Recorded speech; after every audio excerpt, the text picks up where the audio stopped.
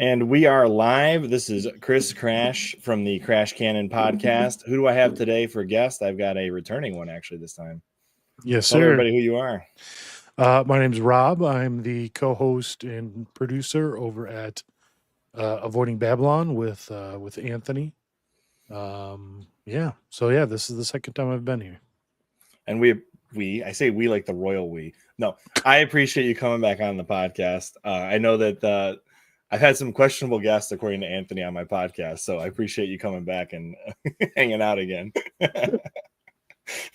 He figures if I do it, then he doesn't have to. That's not true. He's coming back in October, allegedly. Hopefully you're not revealing news to me that I don't know about yet, and I got to get a new guest sometime in October. He's like, yeah, screw you, Chris. No. Just don't have him block you on Twitter before then. You mean like last time? No. Like I've scheduled guests he would block me for after him. Good. That way he'll come on first, then I'll have those guests on, then he'll block me, and it'll be all good. So are you guys not bringing back the Harambe was the Catacomb shirt?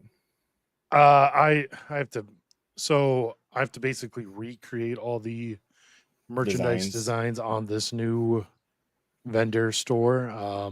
So I'll get there eventually, but it was not a popular one to begin with. Fair enough. Unfortunately. So it's not high on the list. It's probably one of the best inside jokes on your podcast, though.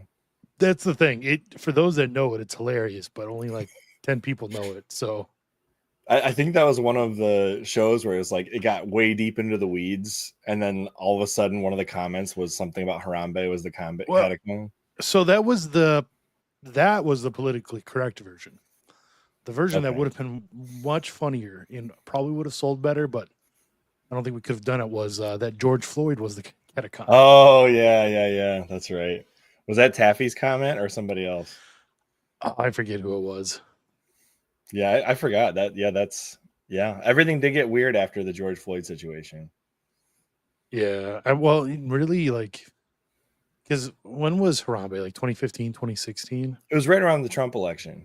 Like, I mean, it depends what you mean by weird and like how you want to define things, but like politically skewed much more widely than they had before in terms of like extreme on both sides. Yes. It wasn't the French Revolution or anything, but no. When was the Ferguson stuff? Ferguson, Missouri. Was that guy's name was Michael Brown, and that was like 2014, right? That was leading up to Trump. So I mean, I think that, or you could even say like George Zimmerman in 2012. He was the he was in Florida with the Trayvon, trouble, right? Yeah, Trayvon Martin. No, he wasn't the cop. He was the. He wasn't the cop. Oh, I thought he wasn't a cop. But yeah, it was him and Trayvon Martin. Yeah, and that situation is like, let's pick like this kid's high school yearbook photo, when in reality he doesn't dress like that on the daily. Yeah, that was something else. It was kind of that time frame though, like 2012 through 2016, where I think those of us in our generation realized all the stuff we were taught about that subject in school didn't really work in the real world, if you know what I mean. Like, well, yeah.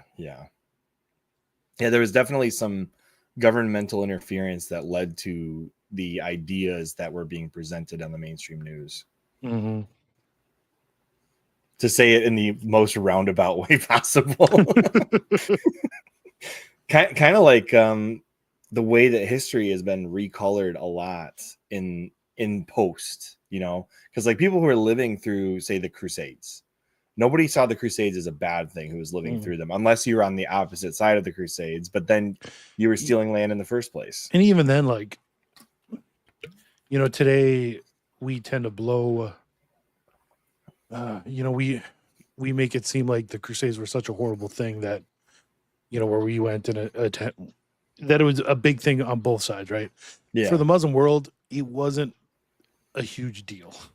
It was land that they were conquering. It was land that they had conquered, but it was a very small piece of the Mohammedan, empire at the time, and we only held it for 200 years. And like we found that when Oh, I forget who it was. It was some French marshal. I forget the name. It was in like the late 1800s when he got to Damascus. He wanted to go up to Saladin's grave and basically say like, "Ha, we finally are here to, Oh, I know what we've you're actually talking conquered about. you." Yeah. And he's asking everyone in Damascus, "Where's Saladin's grave?" And they're like, who are you talking about? Like to They us, didn't revere Saladin him. Yeah. is this great, Muslim historical figure, and to them, he was nothing because it was such a small part of their history. Well, I mean, really, all of the coolest tales from the Crusades are on the Christian side, obviously. All the But sad, like all of the highs and lows of the Crusades are on the Christian side. Let's just be honest, guys. Okay, all the best tales about Saint Francis are like when he goes to the Saladin and says, "Come be Christian," or was it the Sultan at the time? I don't remember. I think it was the Egyptian Mamluk ruler or something like that. I'm not sure. Either way, like, can you imagine marching through like a almost an ethno-centric Muslim country to tell them about Christianity? Like, what kind of a you gotta have some serious cojones to do that. You know what I mean? Yep. That's probably my favorite story about Saint Francis. It's not about him in the wilderness doing all the brother wolf and sister crocodile or anything like that. Yeah, funny how the hippies don't latch onto that part of his story, right? Well, he also I think he fought in a war beforehand, right? He was, or at least traveled with the Crusades for a while. I'm not sure. I've never he's one of the saints I've never really looked into just because of like the vibe those who, tend to be devoted to him on the Catholic left give off. Yeah, that's fair. And it's not his fault, and I should probably get past that at some point, but I don't think our last pontiff is going to help that. Well, I mean, isn't that funny to think that here you have what was at one point considered one of the greatest saints of all time being recolored with history? Mm-hmm. Like, nobody looks at him as this impoverished friar traveling the country raising money for the church. Everybody looks at him as, hey, he played with animals in the woods and he was a peacemaker and all this other stuff. Like the poor Clares, right? Like there's that too. And like nobody Mm-hmm. talks about the begging poor Clares wandering the streets with no money. That's pretty crazy. It is. It's a tragedy how often historical figures, especially great, saints like Francis, are politicized and used for ends that they would never approve of. Yeah, and that is one of the most probably tumultuous periods of the church is during the Islam invasion into Christendom. It's I mean, it depends what period you're really talking about. You're talking, like the actual from like 630 to like the Battle of Tours. Um, for the church itself, maybe not so much, but Well, the for church itself European survived, society, obviously. Yeah, exactly. Like all of the what could have been a Christian enlightenment was pretty much put to a halt by all the wars that were going on at the time. yeah, it is. Obviously that period up until semi recently has long been incorrectly called the Dark Ages. Yeah. But if it, what people don't realize is, so you had Muhammad and his Arab tribes conquer so much of the Middle East, of Anatolia, of North Africa, and so on and so forth. Wait, were they And involved in what happened to St. Augustine's colony, or was that the Moors? it was, it was still Arab led. Right. But most of the forces were probably Berbers and Moors. Yeah. Okay. Because that's Uh, like a big turning point in African Christianity is when St. Augustine's whole area crumbles down essentially. yeah. No, people today don't realize that North Africa was really at the heart of Christendom at that point. You had St. Augustine, and those after him. That area was big, a big part of the Donatist heresy. Yeah, that's true too. Um, but St. Augustine and those after him did a great job kind of combating that, although that never really died out. Not Yeah. It was kind of eradicated by the Muslims, but yeah, I mean, North Africa was all Christian, and now it's obviously not.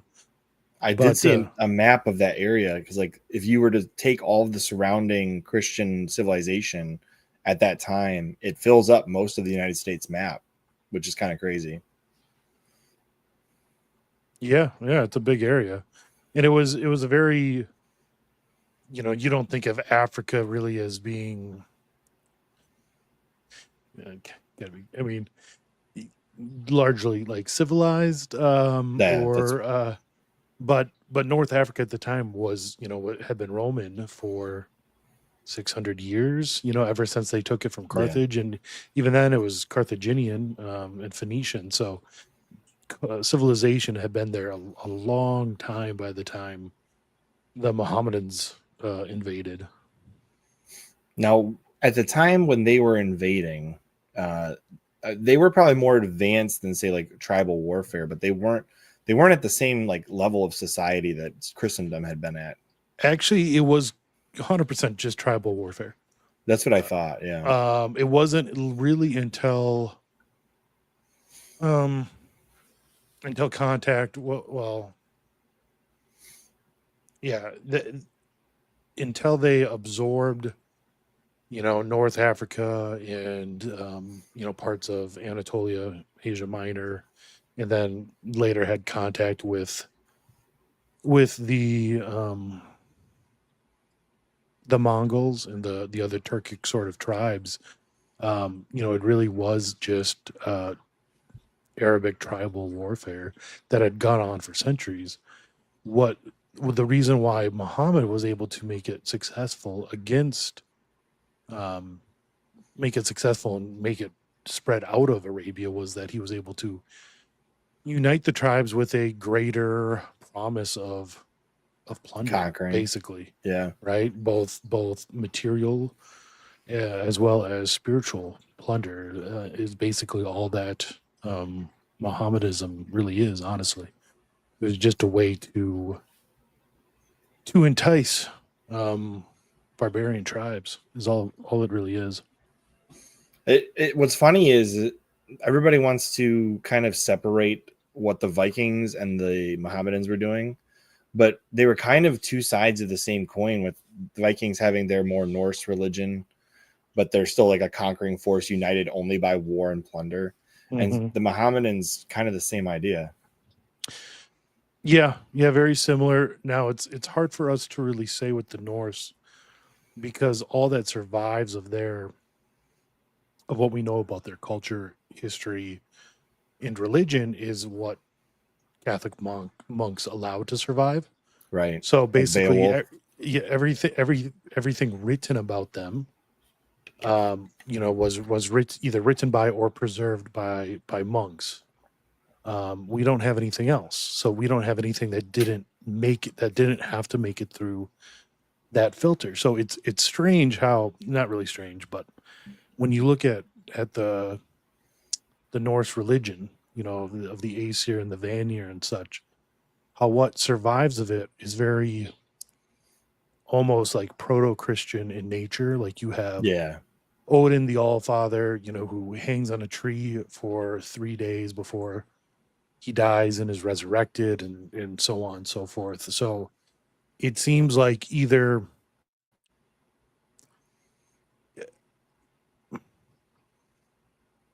I just think it's funny how you have all these neo pagans who want to go back to that sort of religion, and they don't realize that the religion they want to go back to was basically is just the remnants of whatever was Christianized by Catholic monks, and we have no idea how the Norse actually, what they worshipped, or how they worshipped, or anything of that nature. Right. I mean, really, the few things that have survived pre-Christian civilization in that area are like you've got like the Iliad and the Odyssey, which I think was also preserved by Christian monks. I could be wrong about that. although that tale is very old.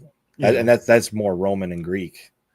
And then you've got whatever survived, like Beowulf, which has a lot of Christian themes, probably added on later. But Well, Beowulf was, I mean, it's an Anglo-Saxon, right? Anglo-Saxon, but I don't know off the top of my head when it was written. It might have been written, Well, it's you know, written down, I think, around 800. right. So that was, Yeah. that's after the conversion of the Anglo-Saxon tribes. But yeah, it'd be interesting to know when and where it actually originated, and if it originated within a Christian culture or beforehand or whatnot. From what I read the Norton Critical Edition, which was translated from Middle English into Modern English, but retained the lyrical style. Like I think it Mm-hmm. wasn't literative verse. I think it was prose. I don't know, whatever. Alliterative verse I really find interesting, but that's a whole different conversation. And Tolkien really liked it too. When he did Gawain, was it Sir Gawain and the Green Knight? Mm-hmm. He did that in alliterative verse, which I love that translation of that book. But as far as I'm aware, Beowulf was an older oral telling story that eventually becomes written down when written language becomes a thing. Right. So it probably predates the Christian Europe by a few hundred years, I would think, at least. I would guess. But the fact that it was written down in 800 means it survived like 300 years of Christian evangelization in that area too. Mm-hmm. Did you ever watch the show Britannia? Maybe, but I can't recall any of it. I tried it. It was just the strangest thing because like the way they portrayed the Druids and the tribalism of Europe pre-Christianity, it was almost like they wanted to make Europeans look like every other tribe that was going on before Christianity. And I don't know if that tracks. I'd have to really look into that. It's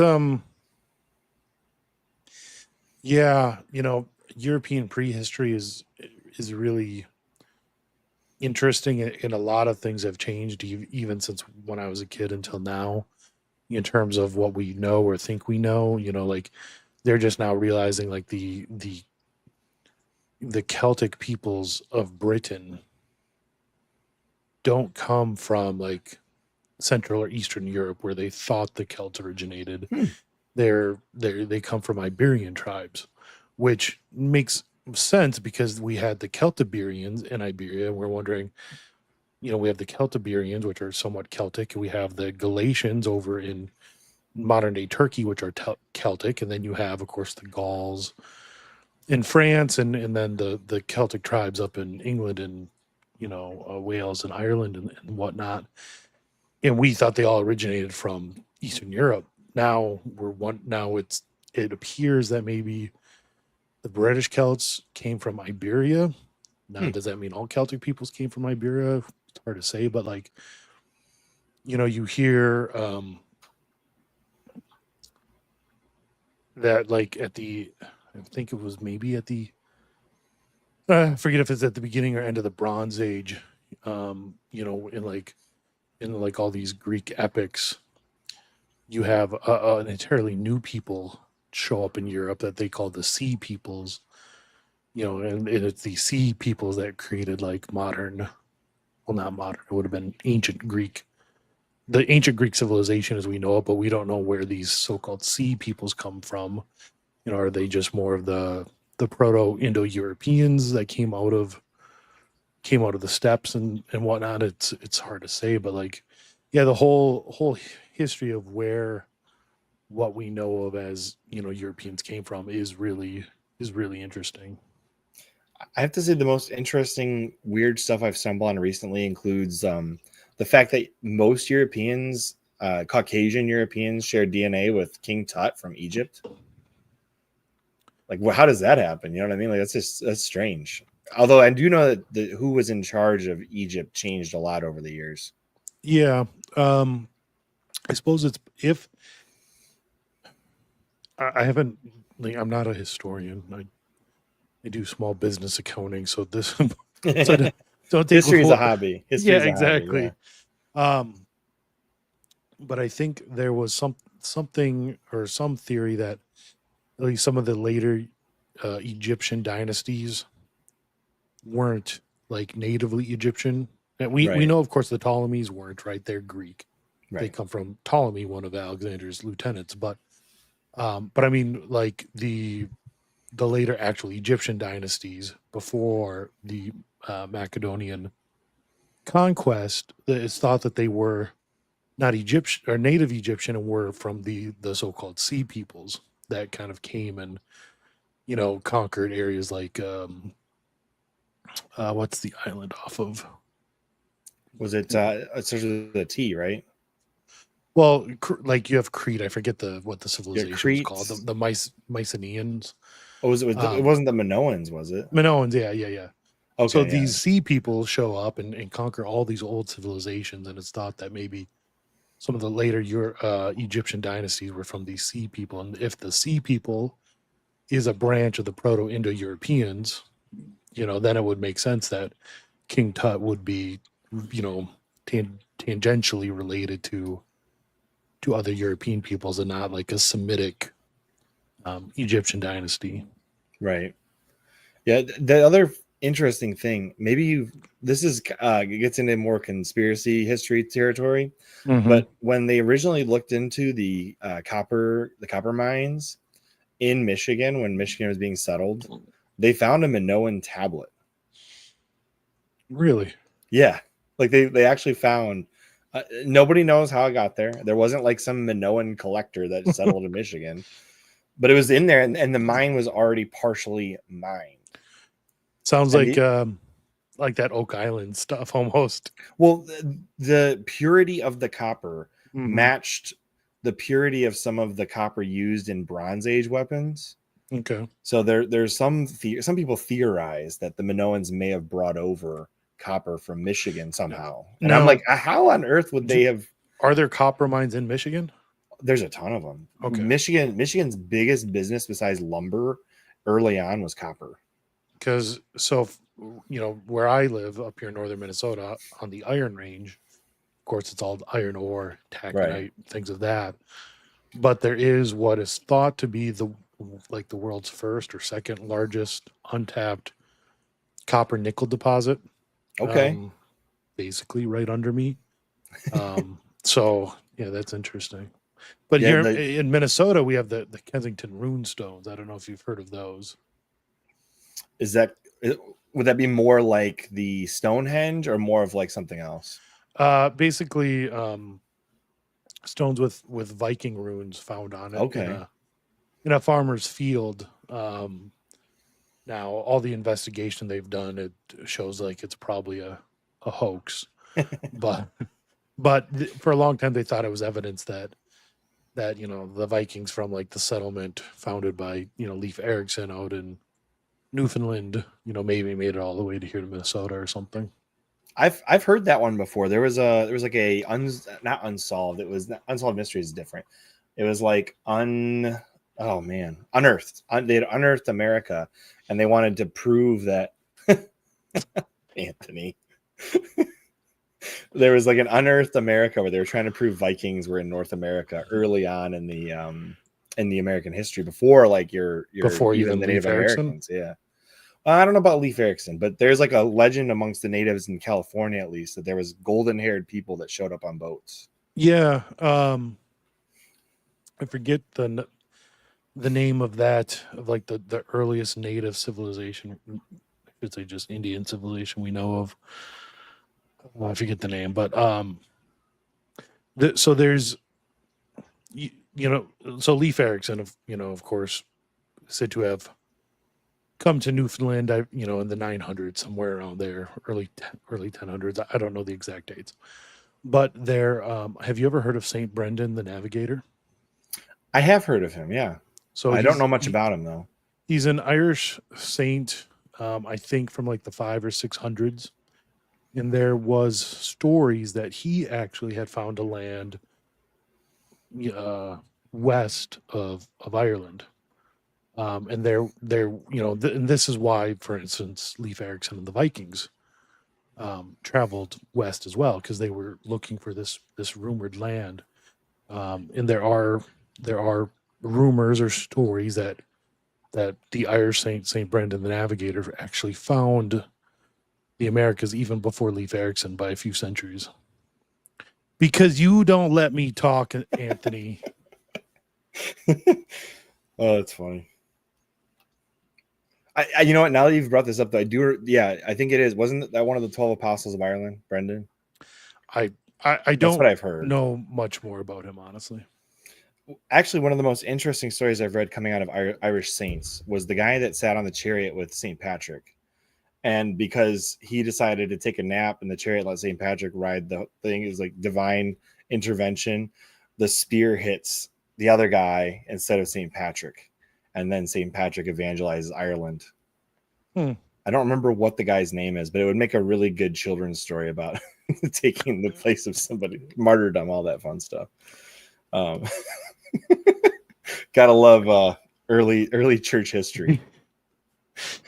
See, son, if you don't think you're the one to actually, convert the nation, you just have to be the one to stand next to the guy that does it, so that you get hit with the spear, so he doesn't.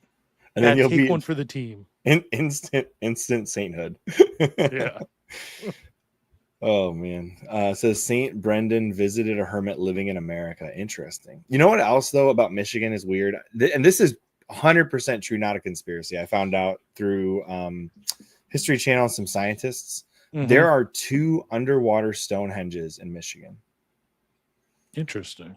Like one of them is I thought they said in Lake Michigan. And that's the one they won't tell people where it's at so that people don't go and mess with it. Right. Because the other one, they told people where it was, and everybody and their brother who knows how to scuba dive has gone over there and messed with it. I have heard that. And they think it was from before the retreat of the glaciers. The water, there would they would have been dry. It would have been after the glaciers started to retreat, but before the lakes filled up, I suppose, huh? Yeah, so they would have had the giant stones on top of the ice. And then as the ice melts, they end up settling in the water. Interesting. So I think the idea that there could have been like Minoan or Minoan adjacent civilization in North America, I don't think it's that far-fetched. I did not think we were going to go down a Graham Hitchcock path this episode without Anthony, to be honest. Well, I mean, Anthony's welcome to join in if he really wants, but I just find this stuff so interesting. You know what I mean? I've always enjoyed the ancient history because really, when this would have been going on, we're talking like in the Bible, Noah's flood time frame. Would have probably been before, or right? Maybe because before. Because the whole ice age / Younger Dryas, meltwater pulse 6B or whatever it was, that they say was the cause of so many floods around the globe. If we are equating that with the global flood of Noah, then it would make sense that the earliest, if as the so-called scientists say that the first peoples came to America, over a frozen land bridge, right, prior to, some sort of global flood, then it would make sense that they were the antediluvian pre-flood peoples / maybe possibly Nephilim. Could have been to move the Stonehenge rocks. Yeah, I could see that. Nobody really knows how they got there. When you have all the they're not Stonehenge, but all the like snake shaped the mounds. Throughout the Mississippi plain floodwater plain and such. Well, the coolest one is in Ohio, and it's like super long, and the end of the snake head. We are getting the Graham Hitchcock. Yeah, we are. It points right at the constellation at the time that would have been prominent amongst the natives. That is exactly from one of the episodes of the first season.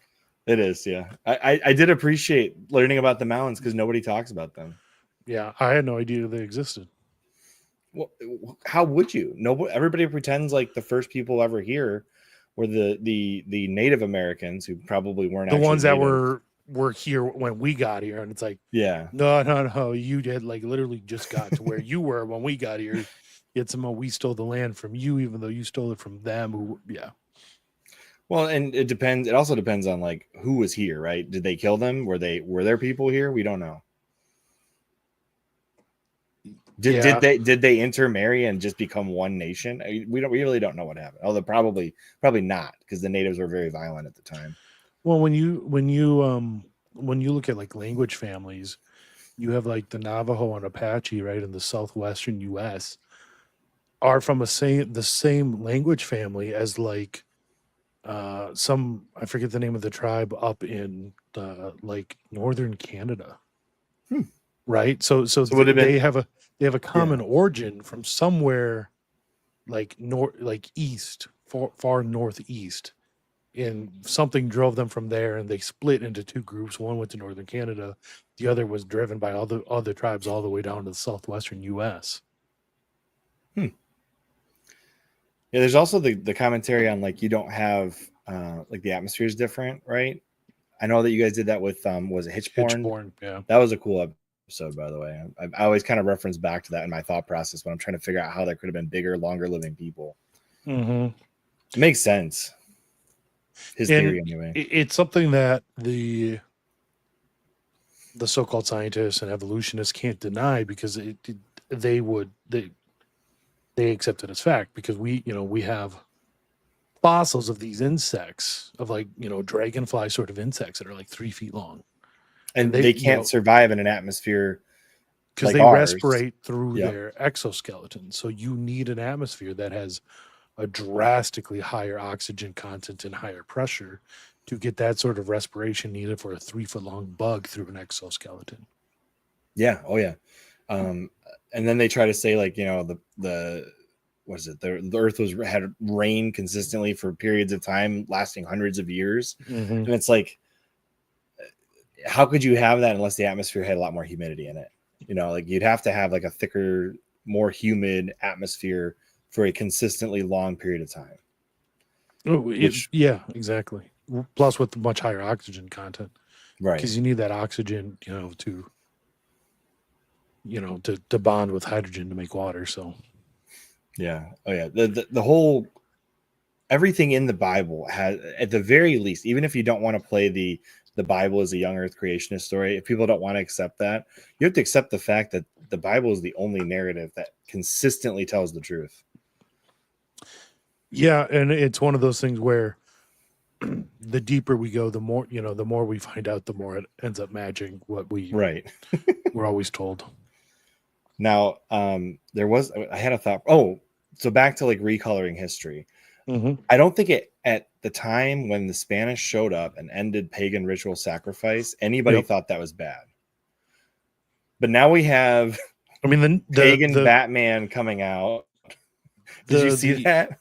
Yeah, the Indians in Mesoamerica didn't even think it was bad, because they teamed up with the Spanish to kick out the Aztecs. Right? Yeah, so and then they, for a while, they did, once the Aztecs were defeated, the natives did for a while actually do think that the ending of the sacrifices was negatively affecting like the weather and crop yields and things like that. Because that's the story that leads up to Our Lady of Guadalupe, right? You have the natives who are despairing, who actually are starting to actually commit. I don't want to say that word on YouTube because they're starting to unalive themselves in great numbers, because they're despairing, because there's no rains coming, the crop yields are failing, and they think it's because the slack of sacrifices. Then you have Our Lady of Guadalupe appear to Juan Diego in this mass conversion, giving them hope again. So yeah, initially they definitely didn't think it was bad, but there was a period afterwards where they were rather concerned, but it led to 9 or 10 million people converting to the faith. Oh yeah, and if you continue that number on, I mean, people are still going down there and visiting Our Lady of Guadalupe and all the things that happened with that miracle. Mm-hmm. And it's still converting people. What is it called? The tilma? Yeah. And we're still finding out more and more about that, the tilma itself, in terms of like the image in the eye, which is kind of crazy. Image in the eye, musical notes somehow like encoded into the image, things like that. There's a million things that I should find out more about, but What is your favorite like historical saint story? Do you have one? like any saint or like Marian apparition or Anything, I guess. oh, there's a lot. There's a lot of really good ones. Um, one of my favorites ever since I was a kid is Saint Tarcisius. Just because, so I was an altar boy growing up, and Saint Tarcisius is a patron saint of acolytes, of altar boys. And for those of you who don't know, he was a teenage boy during the time of, I forget which Roman persecution. It was probably Diocletian, but I could be wrong on that. But so he was a Roman teenager who was an acolyte, more or less an altar boy at the time, and he had been tasked with bringing, some consecrated hosts, bringing the Eucharist. I forget if it was to another. I forget where he was going with them, but the priest entrusted the Eucharist to him to bring somewhere. It was consecrated, It was obviously. consecrated. Yep. I think he was taking it And to prisoners, right? I think you're probably right. Okay. And some of his, I won't say friends, but some other young boys his age who knew him saw him and stopped him and realized he was holding on to something, and they wanted to see what it was, and he wouldn't let them, obviously, because it was a crime to be a Christian at the time, and he didn't want anyone to harm the Eucharist. And eventually they started attacking him, stoning him, ended up killing him. But he never stopped protecting the Eucharist. And I think the story goes that after he was killed, they went to see what was in his hands, and the Eucharist had disappeared. Because That's I wild, think how yeah. that story goes. But he was always my favorite as a kid. Just the faith and strength he had as a teenage boy was something that I looked up to a lot. Yeah, it's probably a bit of a cliche, but I did like Saint Christopher quite a bit. Mm-hmm. And I dare anybody to deny him. He's definitely a real saint. Definitely existed. Speaking of so-called what modernists would call fake saints, who they've removed from the calendar, today is the feast day of Saint Philomena. Yeah, somebody I think early in the chat pointed that out to Yep. us. Yeah. Yeah. Yep. There's also there's a couple of them that they removed, but you go ahead, finish the film. I was just gonna say Saint Philomena is another one I've over the last few years I've grown a strong devotion to, which is one reason why we named our daughter Philomena. But well, happy feast day of your daughter's name. We let her pick out dinner, and she chose pizza. There you go. as children will. As children will. My children half the time will pick usually like some burgers type stuff. That's a lot of times what they like to get, or chicken nuggets, because that's kids things. I have, unfortunately, my 3 children have 3 very different tastes. The oldest loves cheeseburgers, but only with ketchup. The middle one loves pasta, and the youngest loves pizza. All 3 of those are my oldest's favorite foods, and the other kids don't like them. Really? Yeah. Well, they'll tolerate pizza for the most part. And if we get the burgers, then a lot of times we'll get the chicken nuggets and they'll be happy. But and my oldest likes burgers. He likes noodles and sauce of any variety, especially if meatballs are involved. And then he likes his pizza. So you said St. Christopher is one of your favorites. What is your take on the whole dog-headed part? The dog-headed part? You mean like his face? Like because he was allegedly a remnant of the Philistines or something? Like which part are you talking about? So this is something I haven't looked into greatly. I've only heard and getting ready to snippets, Google this. But and I think St. Christopher is one of them, but there is a group of saints.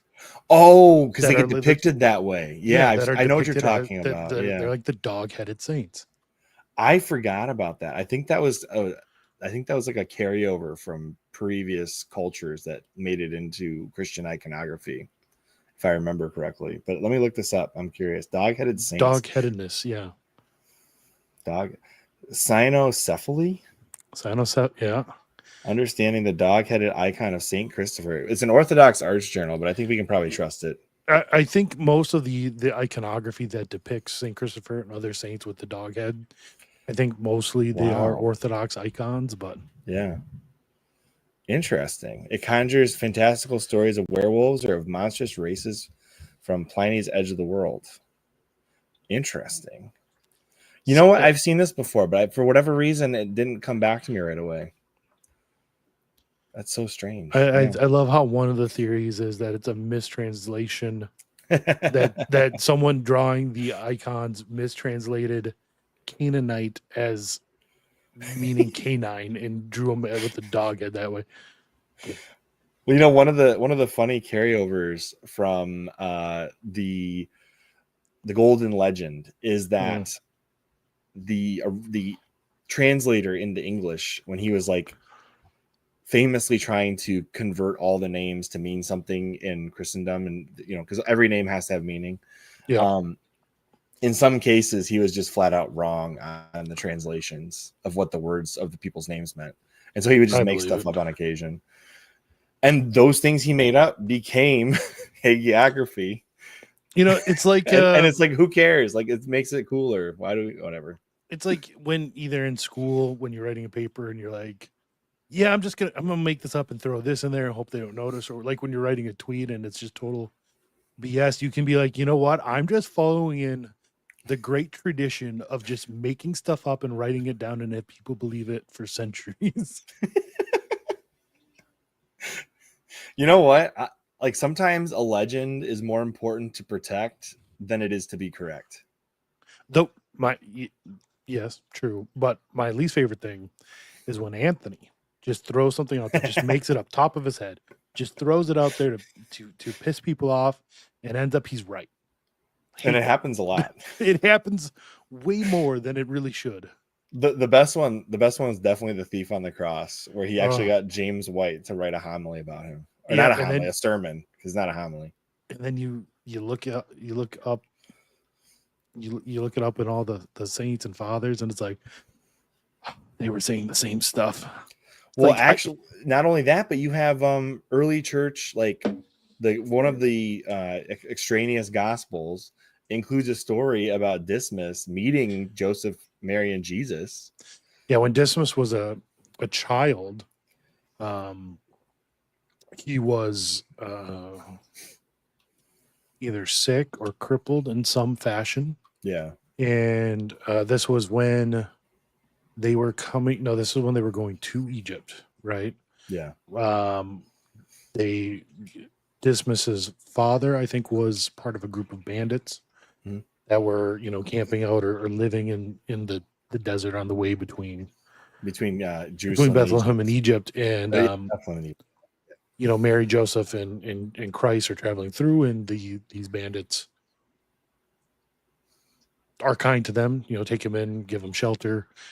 Mary bathes Christ in their pool or whatever, and Dismas is either being bathed at the same time or shortly after by his mother, and being bathed in the water Christ is bathed in is miraculously cured. And then later Christ saves him on the cross too. That's not actually one I've heard, but that makes a lot of sense. There's a couple different traditions and stories. That was one. I don't know which mystic that's from. I read it in a kind of a collection of mystical stories about the life of Saint Joseph. It's got to be either Mary of Agreda or Anne Catherine Emmerich, right? Yeah, one of those two. You know what's funny about Mary of Agreda is her approval is a highly politically charged one. Did you know that? I'm not surprised. Tends to be with the mystics, unfortunately. Well, the only one that has no caveats to her approval is Anne Catherine Emmerich. The three that I'm aware of that wrote the most mystics, one of them was famously on the banned books list up until it went away.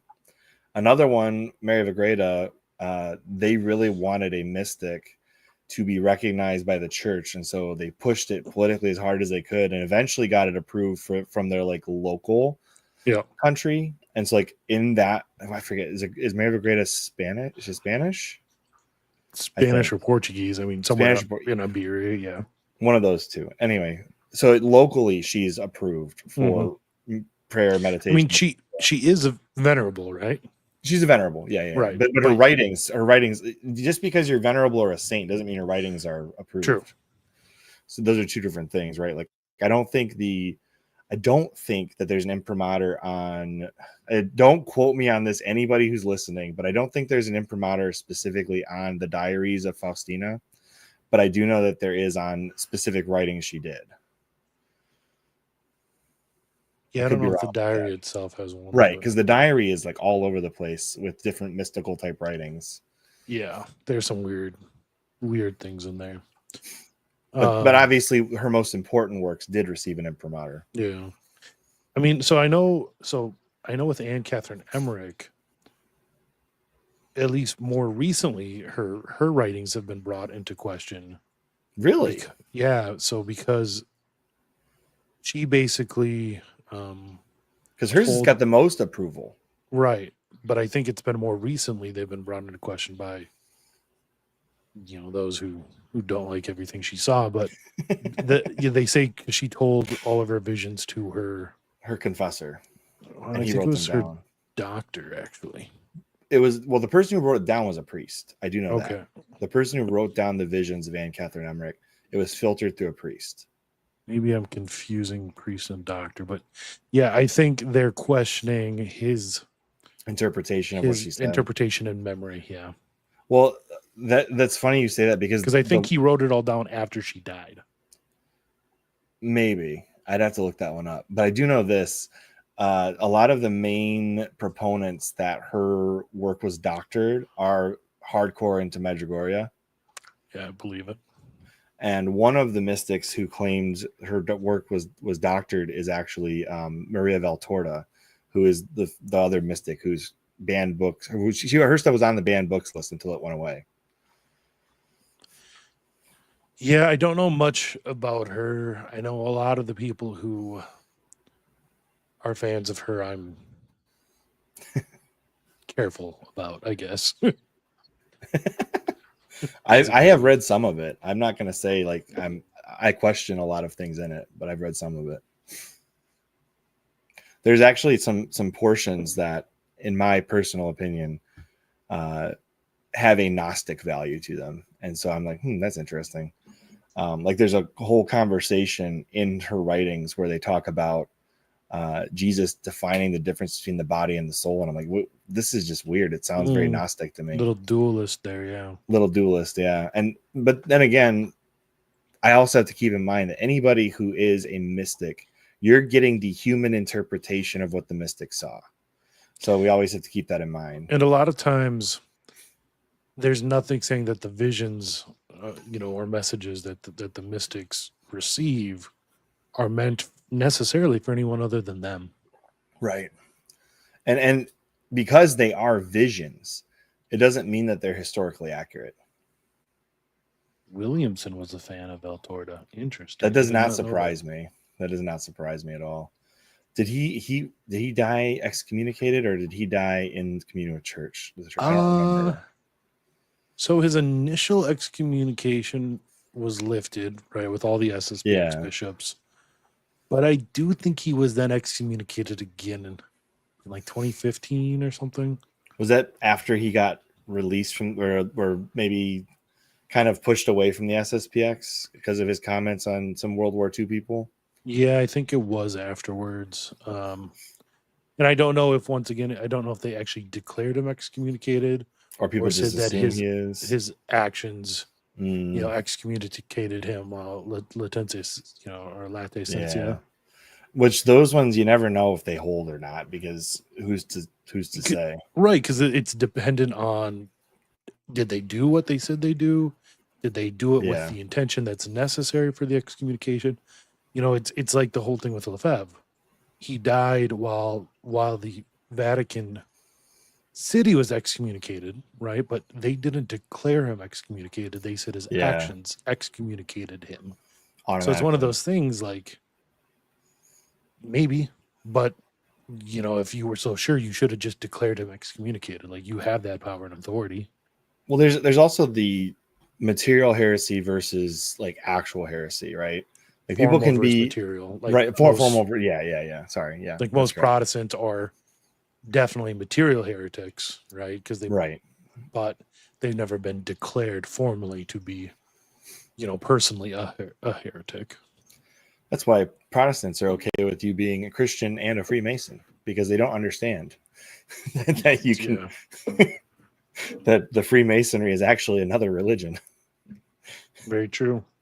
If you ever look up Freemason history, it's like wildly conspiratorial and like very strange within itself. Even like you have all these different lodges and stuff that disagree on things. And I saw that comment. I saw it. Listen, that is pretty good. I will say this, since we didn't get into it yet, I think maybe we'll get into it in a second, but the Freemasons, if you are willing to believe the Freemason version of history, the Bible is like way less of a stretch. Like if you're talking like the actual the builder stuff, the Temple of Solomon and all of that. Hieronymus is their 3-year-old thinks I'm at mass right now because of my background. Nice. That's amazing. I would not be wearing this to mass. Okay. Maybe to the Wailing Wall. I'd wear that to the Wailing Wall. No, I'm just kidding. I wouldn't go to that in the first place.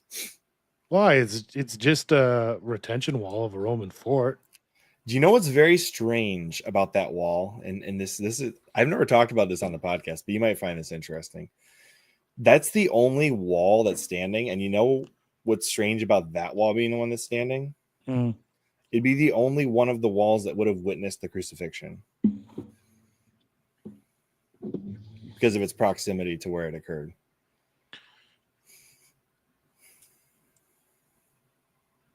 Well, would it have? I'm pretty sure, based on the trajectory, when I looked at where the cross was, that's the only one that faces the crucifixion. Well, it was still in the walled city of Jerusalem, whereas the crucifixion happened outside. I mean, right? Like if you were to, because the Temple Mount was raised above, right? So you're higher. Yeah, but this wasn't actually the Temple Mount. I'd have to think about it. I remember looking at the map and I was like, it's very strange that the wall that would be facing the crucifixion is the one that lasted.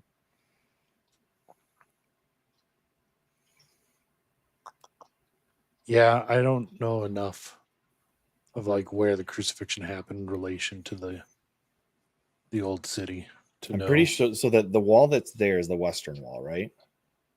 Well, ish. I mean that yeah. And to the west is where the crucifixion occurred. So like the north wall's gone. The Mount of, well, hold on. Are you Googling it right now?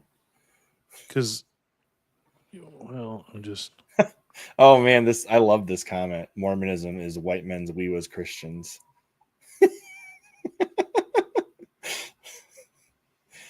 Mormonism is just like a peaceful white man's version of Islam. That's what it is.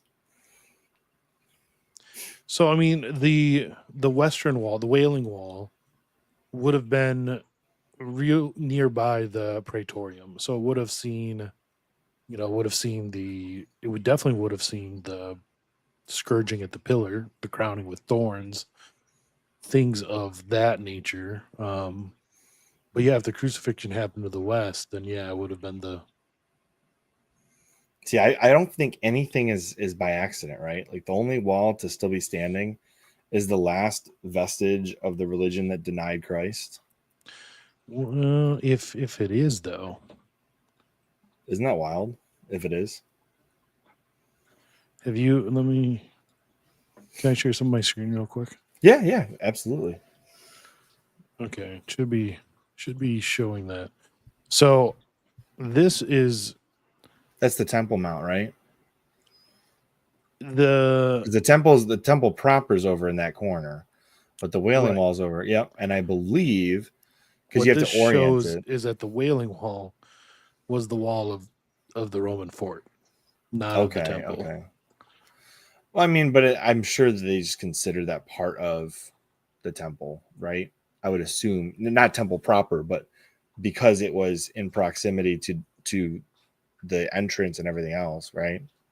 Anyway, I don't know,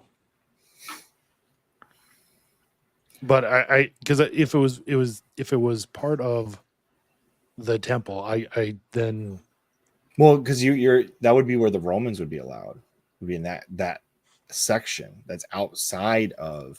well I think they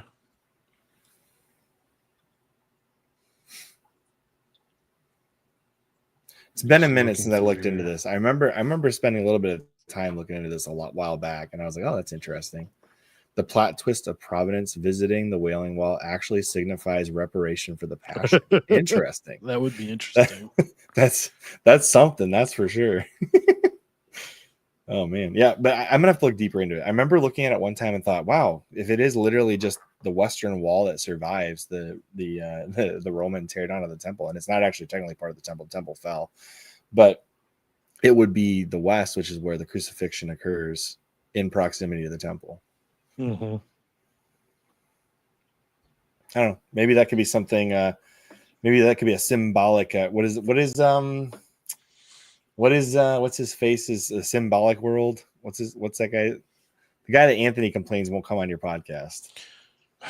The French Canadian, Yeah, that guy. What's his Jonathan name? Peugeot. Yeah, Peugeot symbolic world or whatever. To be fair, if he won't come on our podcast, it's probably because of me and all the crap I give him. For being French or Canadian or for some other reason. I cannot stand his voice. I can't stand listening to him. I felt the same way about somebody else, and I wound up being justified. Yeah, right. It's funny how that works. I wound up being justified.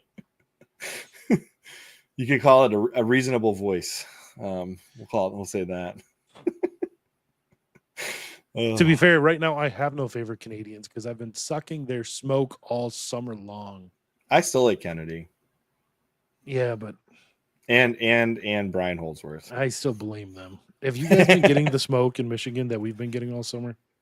To be fair, I'm so far away from the Canadian border, not so much.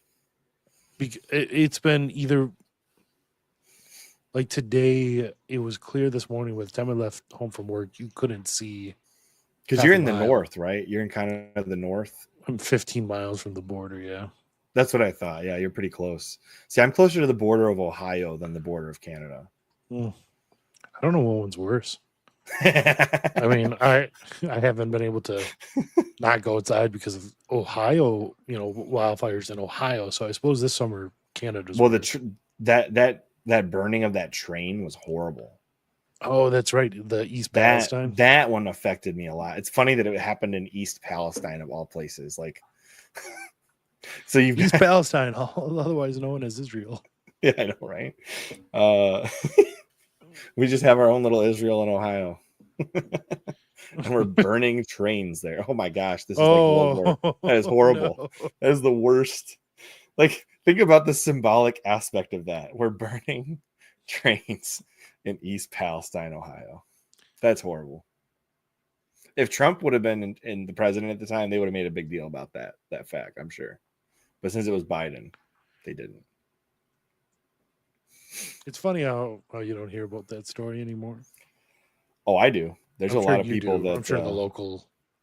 There's a lot of people we think their cancers may have come from that. So really, oh yeah, no doubt. There's no history of lung cancer in the area. Now there is. Hallie's got the best. From Ohio, yes. Bring it. Give them to Michigan or something. Free Toledo. Actually, that was the best deal Michigan ever got. We got the Upper Peninsula with copper and wood up the wazoo, and then we gave Toledo to Ohio. That was how Michigan and Ohio became states. And yet Wisconsin just gets screwed. Yeah, because they lose the Upper Peninsula altogether. Although most Upper Peninsulates, or the Upers, as like most people call them, I know a few they Upers. identify more with Wisconsin. They identify more with Wisconsin. Yeah. Free the UP. Yeah, I can see that. My one of my podcast hosts from one of my old podcasts, he's originally from the Upper Peninsula, and he identifies more with the Wisconsin. He's a Green Bay Packers fan, so we don't talk about football. Are you? Go ahead. What NFL team do you cheer for? Well, of course, I gotta love my losing Lions. Oh, I suppose that makes sense. That's like proximity wise, the closest NFL team to me is the Detroit Lions. Second place would be maybe the Cleveland Browns.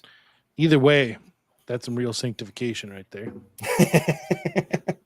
Well, I mean, Viking. Are you a Vikings fan? Yes and no. I mean, Yes I haven't paid attention to NFL since 2020. The closest paying attention I do is the fact that I have a fantasy football team. That's it, and I don't watch games. I just set my lineup. But you know what I did last year, and we'll close this up soon. I promised you an hour.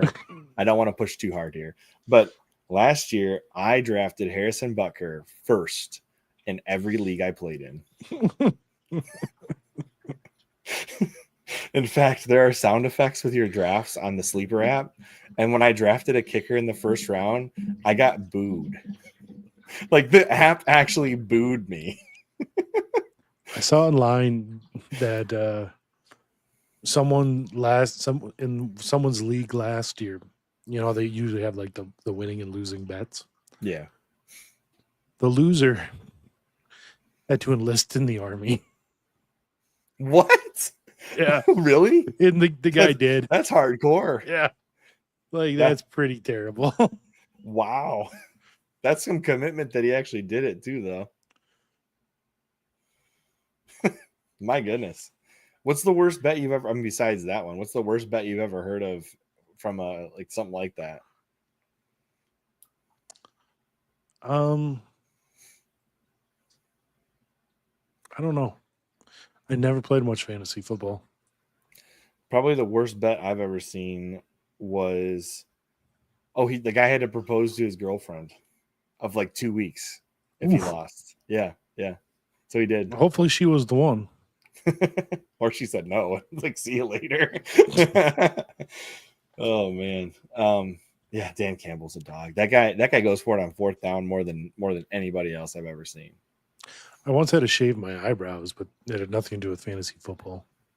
That was just a random bet. Yeah, it was. Yeah, I was a swimmer in high school, and I forget what the bet was, but yeah, I had to shave my eyebrows. Hey, my mom didn't notice for a week. Well, you do have light eyebrows. Yes, but still, it's like, really, Mom? Really? Sometimes they don't grow back, so it's kind of they've grown back weird. Oh, geez. Okay. They have grown back weird. There was a couple. So I was on the swim team too. We're in good company here. What was your event? I'm gonna get flagged by Breaststroke? YouTube. Yes. I was backstroke. Okay. Nice. Yeah, my best friend on the team was the backstroker. So yeah, we were pretty competitive. We made it to our relays. Always made it to states, and nice. We always qualified for various events. My brother was the 500 freestyler. He's the only one that wanted to do it. Sadist or masochist, really. They're just pure masochists. You might have had it right the first time. No, I'm just kidding. Anyway, no, he was like good at it. He do that one and the 200 IM, and that was his two events. Oh man, I don't know which one I hate worse, the 500 freestyle or the 200 IM. The 200 IM was okay for me because IM. by the time you get to the breaststroke, everybody's tired and I catch up. So I was kind of lucky enough. I never had to do it in competition because my left knee was blown out from playing football. So I can't do a proper whip kick. Okay. Like to the point where anytime anyone had me try in competition, I was DQ'd for it because my left knee just doesn't make that motion. My right knee does, but my left knee just goes up and down. Okay. So I was lucky I never had to do anything like that actually in competition. Yeah, I had like it must just be the way my body's built, but like my legs did the whip kick really well. Mm. So that was pretty much I got stuck doing that all pretty much every swim meet. Although occasionally when my coach decided to he didn't like my guts, he'd put me in the 200 freestyle, the 100 backstroke, 100 breaststroke, and the 400 freestyle relay. Whew. Those in I don't know if it's the same in the state you grew up in, but in Michigan, those are the 4 events to finish the meet post diving. So it's like boom, boom, get out, get back in, get out, get back in, get out, get back in. 4 straight events. See, And I did that multiple times. I think for us, it started off with the 200 free relay and the 200 IM relay, and ended with the 400 free relay. If I remember the order of events correctly for us, it was like 200 medley was first. So I was always in that, unless my coach was angry with me. I was always in that one unless he was mad. And then it would Maybe the be medley like the was 100 first. butterfly. I think the 100 butterfly was following that. And then maybe 200 IM or 100 butterfly, one of the two is next. And then the 500 freestyle would go before diving. And then you get diving. Diving was halftime. And then you get the 200 free relay, I believe, was next. Then you get the backstroke, then the breaststroke, and then the 400 free relay. That does sound right. And so if you did the 4 events I just mentioned, you were doing 4 straight events post diving. That sucks. It was terrible. And I was not good by the end of that. No, I imagine not. Which was that your favorite sport? Or did you like football better? It's really hard to compare the two. They're so different. I liked how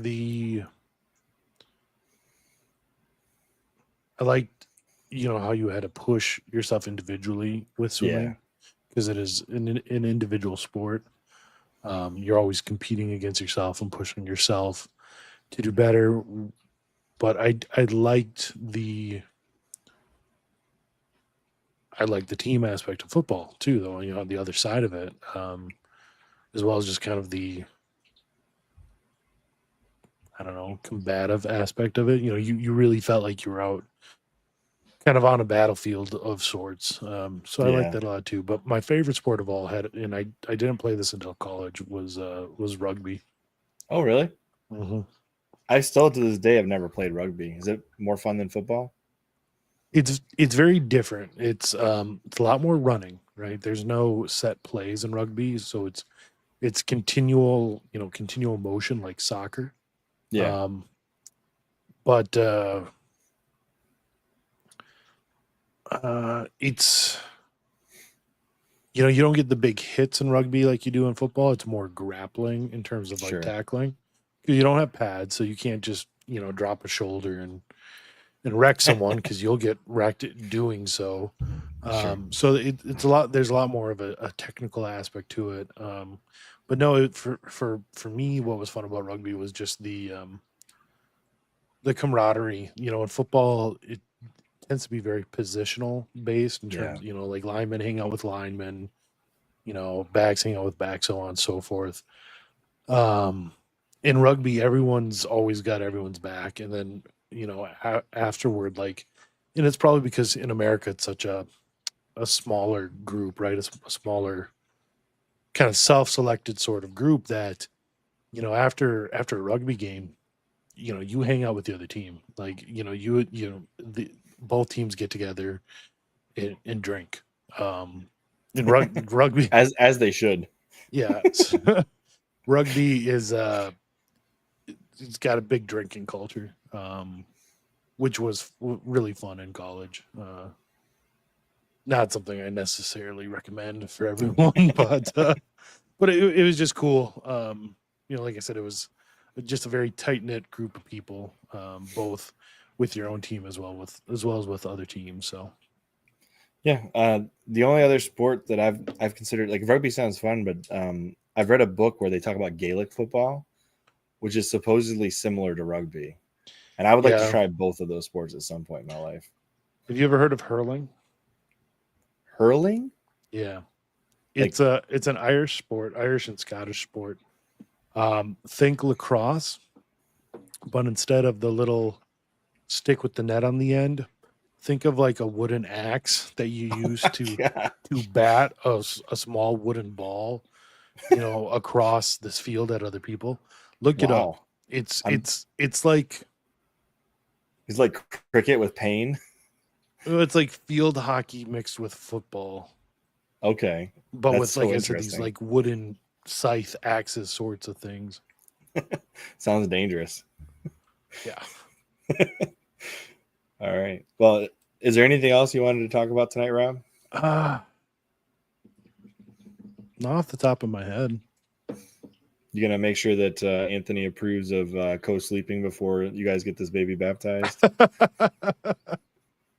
He's fine with co-sleeping while the child is very little, which is all we really do. I just had to be. I I had to get know. that little silly joke in. I don't think he's listening anyway. So What's funny is we're trying to get our Philomena into sleeping on her own. Mm. Last night I'm laying there with her in her bed, and she's not all day. All day she was like, when I was doing chores, she's like, "Where's daddy? Where's my daddy? I want my daddy." You know, so Yeah. I'd go up and grab her and hang out with her for a few minutes. All day she was like that. Then it's like, Mina, it's bedtime. Let's go to bed. I don't want daddy. I want mommy. That's how that goes. I'm like, come on. So that's what I will be doing right after this, is trying to get her to bed. Yeah, my 3-year-old decided to betray me after 3 years of life where he preferred daddy. Now he prefers mommy. Really? Yeah. Oh yeah. Just turned on me one day out of nowhere. It's like, really? Whatever. It is what it is. For me, it's been like, you know, the kids are super attached to mom, both emotionally and physically, you know, for like the first year and a half, 2 years of their life. And then then they start to, as they start to play more and be more interactive, Yeah. they think I'm the fun one, you know, and mom's just the one that, you know, that scolds them or stuff like that. But then as soon as the next baby comes along and they no longer get that, you know, time with mom, then they don't want anything to do with me and they just want mom. The next thing you know, she's got multiple kids on her lap, and I'm. It's that vicious cycle. Yeah. But you know now, so yeah, Iggy was super, you know, into mom, and then he liked spending time with me, and then Mina came along and he wanted mom again. But now he's at the point where, like, when I wake up, he wants me to wake him up, even though he could sleep another couple of hours. So I wake up an hour early just to wake him up, so him and I can just like sit together and hang out, you know, on the couch together, doing something for an hour before I go to work. That's So nice. it's little stuff like that that I really, you know, really enjoy.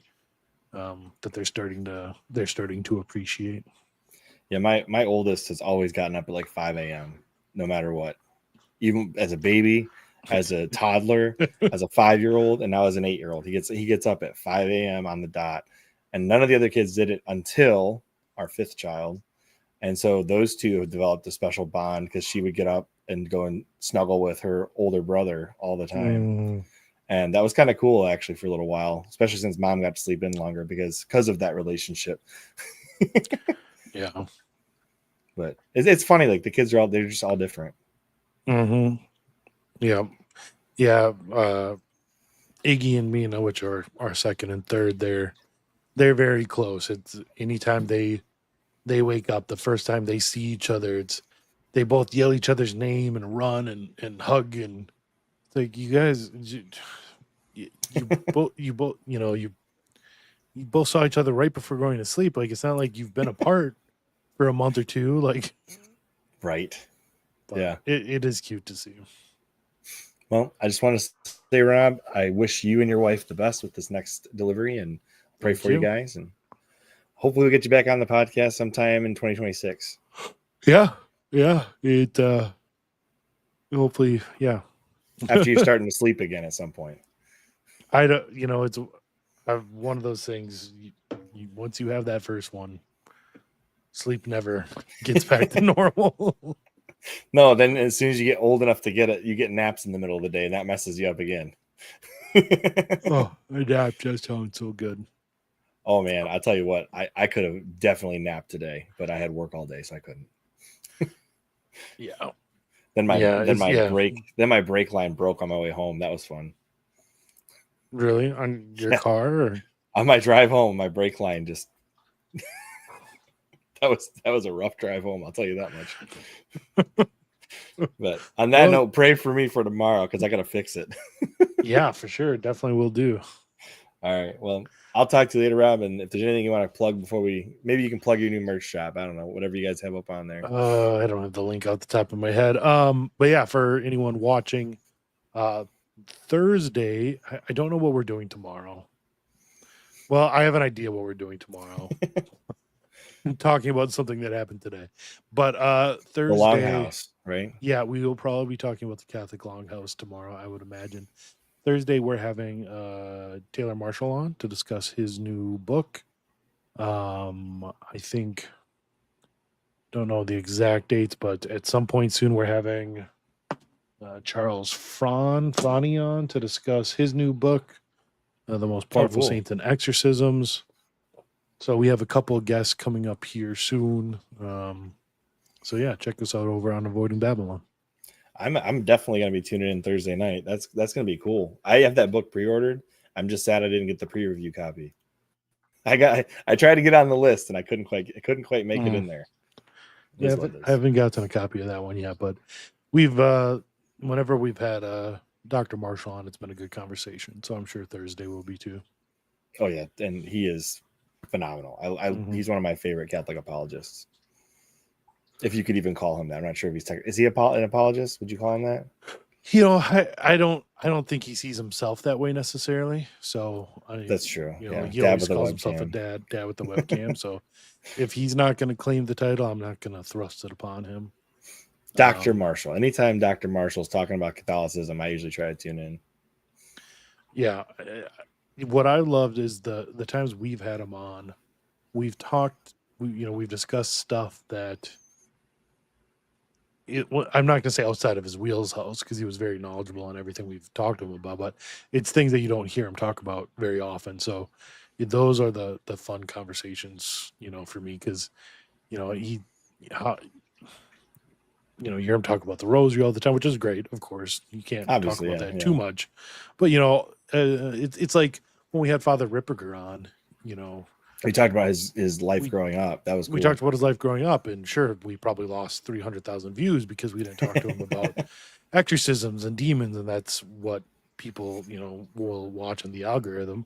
But at least it was an interesting conversation for us. It wasn't just your standard old Father Ripperger talk. So definitely ask him if you guys, I don't know where the conversation is going to go, but if you guys go into the weeds at all, ask him about founding the Troops of St. George, because I'd be curious about that. Because the book is, I forget the title off the top of my head, but it's Christian.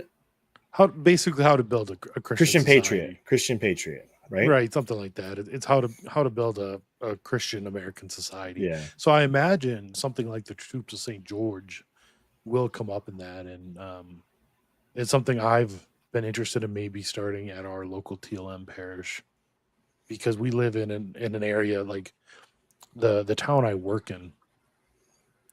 On the average day in the summer, if you walk up and down the streets, there's probably 10 to 15 different Boy Scout troops.